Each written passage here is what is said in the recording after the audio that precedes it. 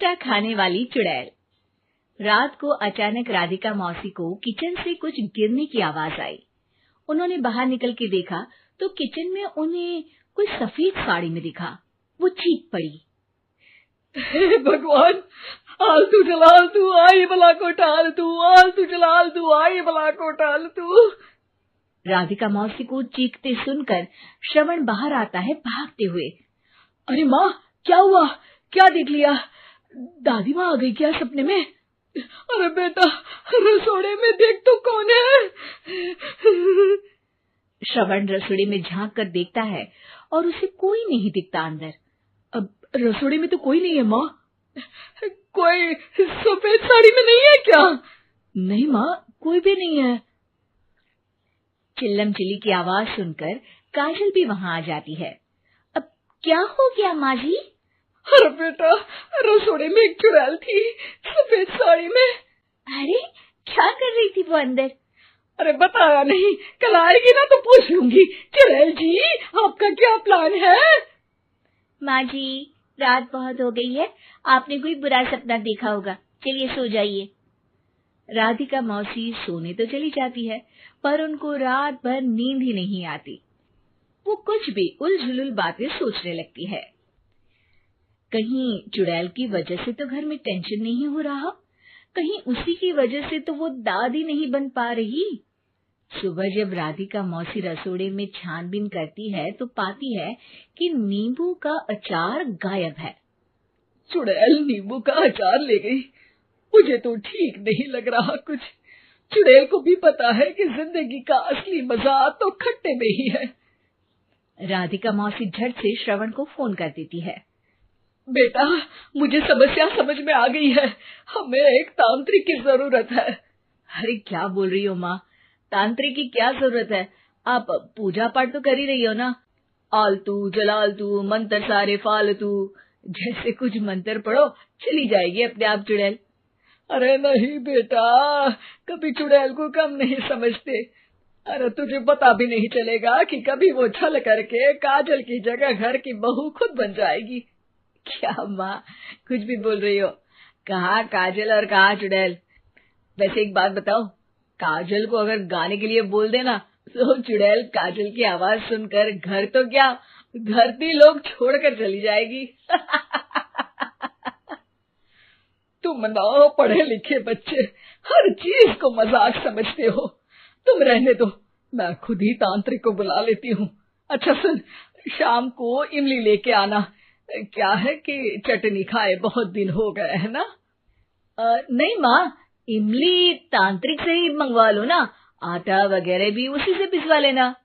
देखो मुझे काम करना है।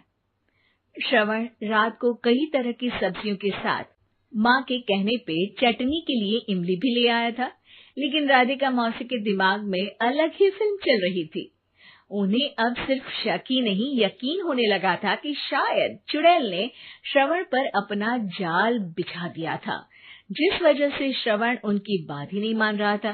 पर कोई नहीं, आने वाली रात में राधिका मौसी खुद तैयार हो गई चुड़ैल को पकड़ने के लिए। रुद्राक्ष की माला, तुलसी का पत्ता, हनुमान चालीसा सब हाथ के पास ही था, बस चुड़ैल का इंतजार था। और जैसा राधिका मौसी ने सोचा था वैसा ही हुआ। वो चुड़ैल उस रात भी आई, पर वो राधिका मौसी से तेज निकली और राधिका मौसी के उससे पकड़ने के पहले ही वो भाग खड़ी हुई। जरूर बहू पे साया है उस चुड़ैल का, तभी तो श्रवण के कमरे में गई है। और अगली सुबह राधिका मौसी पिछली रात हुए हमले में किन चीजों का नुकसान हुआ उसका हिसाब लगा रही थी। उनके खेमे से एक आम के अचार की शीशी भी गायब हो चुकी थी और वो इमली भी जो कल श्रवण लेकर आया था। राधिका मौसी इस बारे में सोच ही रही थी कि श्रवण जल्दी से रसोड़े में आकर दवाइयों की पोटली ढूंढने लगता है। अरे बेटा, क्या हो गया?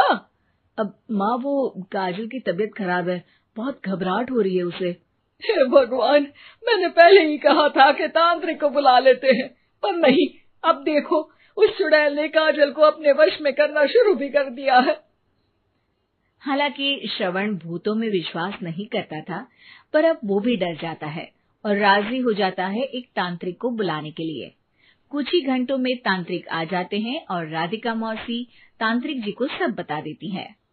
घोर संकट, घनघोर संकट, चुड़ैल को मारू जोर चाकट, ओम भट स्वाहा खटखा के आहा।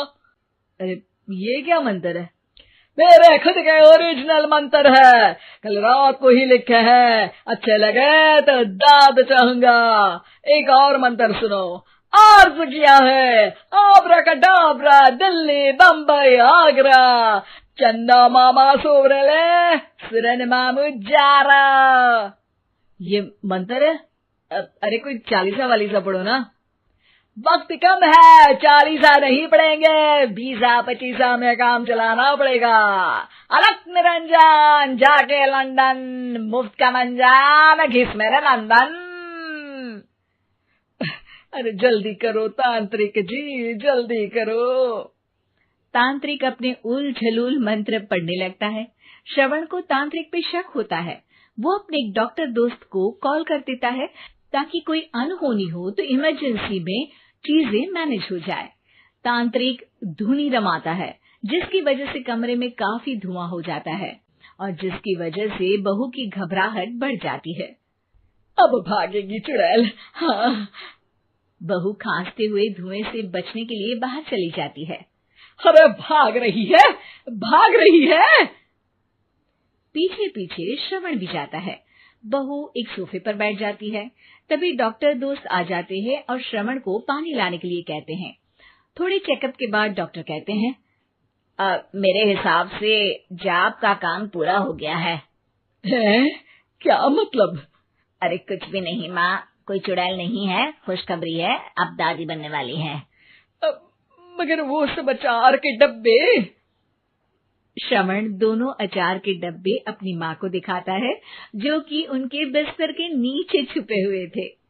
आपने सही बोला था माँ, वो चुड़ैल काजल ही थी जो खट्टा खा रही थी। हमें कल ही पता चला, पर हमने आपको ये तांत्रिक वाला काम करने दिया ताकि आपको भरोसा हो जाए कि भूत वगैरह कुछ होता ही नहीं।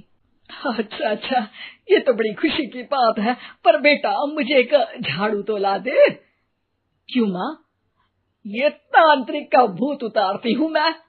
अब तांत्रिक राधा मौसी के डर से घर से भाग निकलता है और राधा मौसी उसके पीछे भागती है। अरे संकट ये घनघोर है, तांत्रिक मुआ चोर है।